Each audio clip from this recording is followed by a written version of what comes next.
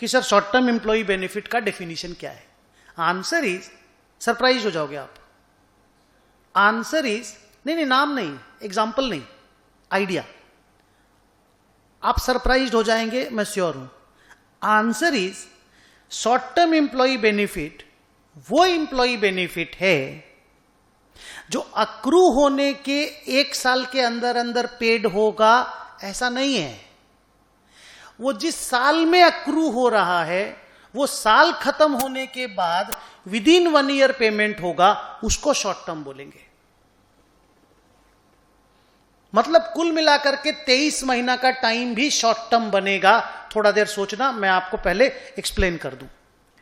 A short term employ benefit is an employ benefit which is payable within 12 months from the end of the year of accrual, not the day of accrual. जिस साल में वो employ benefit accrue किया ना, अगर उस साल के भी विद इन 1 ईयर में पेमेंट होगा ना, साल खत्म होने के विद इन 1 ईयर में, तो भी आपको उसको शॉर्ट टर्म एम्प्लॉय बेनिफिट ही बोलना है। सर अगर अक्रू होते ही तुरंत पेएबल हो गया तो शॉर्ट टर्म है। अरे 23 महीना का पीरियड है, आप समझो बात को, 23 महीना, मैं 23 महीना क्यों बोल रहा हूं, आप समझ पा रहे हो? 23 महीना का पीरियड है। अगर मैं तो बोलूं 24 महीना पकड़ लो, बिकॉज वेजेस तो डेली अक्रू होता है, वेजेस तो डेली अक्रू होता है, सैलरी ना मंथली अक्रू होता है, यस और नो? तो 24 महीना का आपके पास टाइम है, 24 महीना तक कोई चीज शॉर्ट टर्म रहेगा।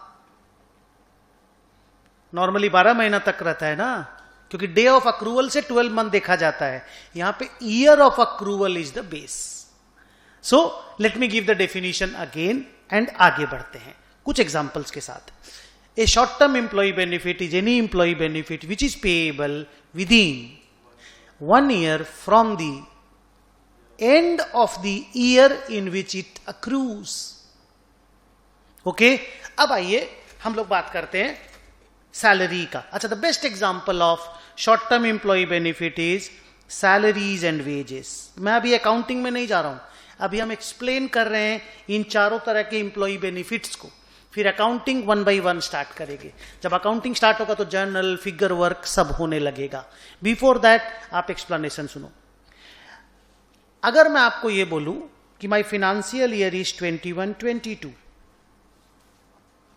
माई फिनेंशियल ईयर इज 21-22। अच्छा बच्चों, ये 4 नाम अपने दिमाग में सेट करके रखना थोड़ी देर तक, और जब भी मेरे को बोलोगे सर ऊपर दिखाइए, मैं आपको दिखा दूंगा ये वाला, आपको इस पे दिमाग लगाते रहना है।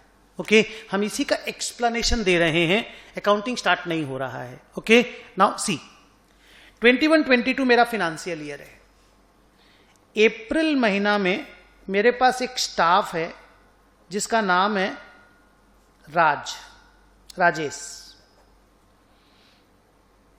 हमारा उसके साथ रूल है कि भाई आप अप्रैल में काम करेंगे ना, अप्रैल में, तो हम आपको पेमेंट करेंगे नेक्स्ट ईयर अप्रैल में।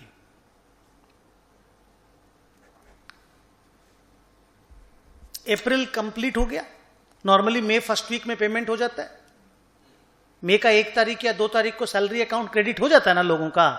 हमारा रूल है, राजेश के साथ खाली ये रूल है, बाकी स्टाफ को हम नेक्स्ट मंथ की बिगिनिंग में पेमेंट कर देते हैं। रदर आजकल तो मेरे प्रैक्टिकली मैं अपने यहां बता रहा हूं, मेरे यहां पे 31 तारीख के पहले ही पेमेंट हो जाता है, 30 तारीख को 31 तारीख को पेमेंट हो जाता है। माने ये देखते भी नहीं कि 30-31 को बंदा एब्सेंट किया कि नहीं किया, हम लोग उसके पहले पेमेंट कर देते हैं। बट आप बताओ शॉर्ट टर्म है कि लॉन्ग टर्म है? शॉर्ट टर्म कैसे है बताइए? क्योंकि अप्रैल में अक्रू हुआ सैलरी, बोलिए हाँ। ईयर एंडिंग अप्रैल वाला कब आया? अप्रैल 2021 में अक्रू हुआ।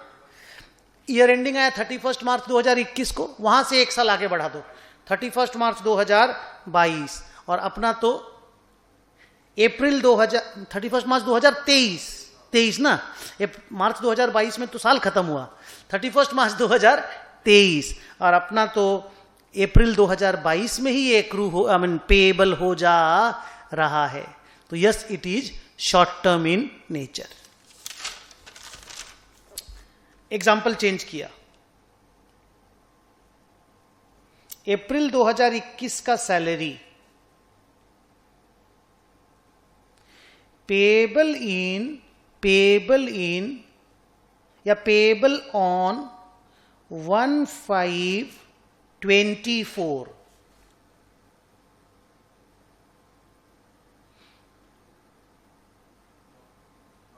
Payable on 1/5/24।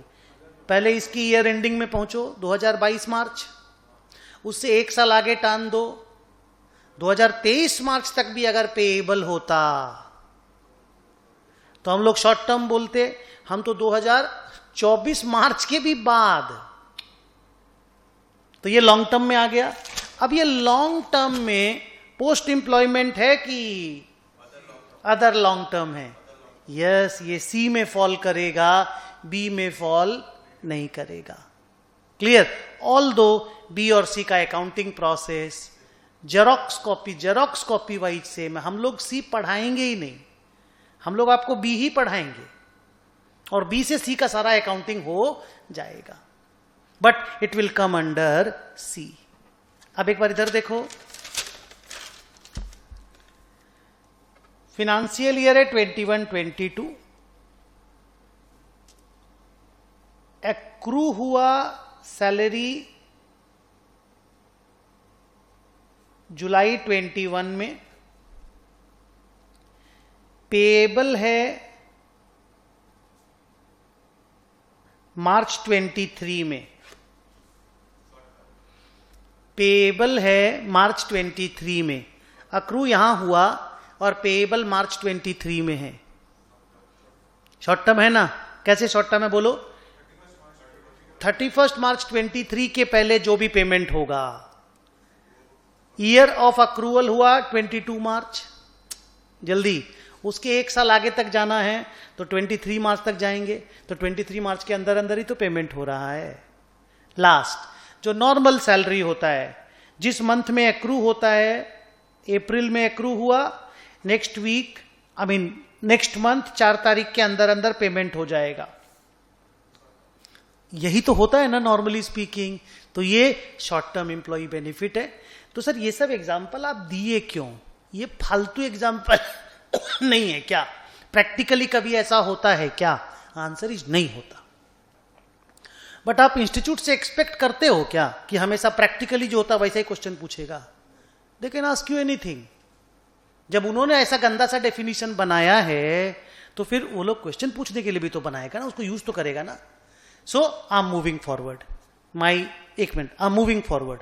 मेरा first line is a short term employ benefit is any employee benefit which is payable within 1 year from the end of the year in which it accrues.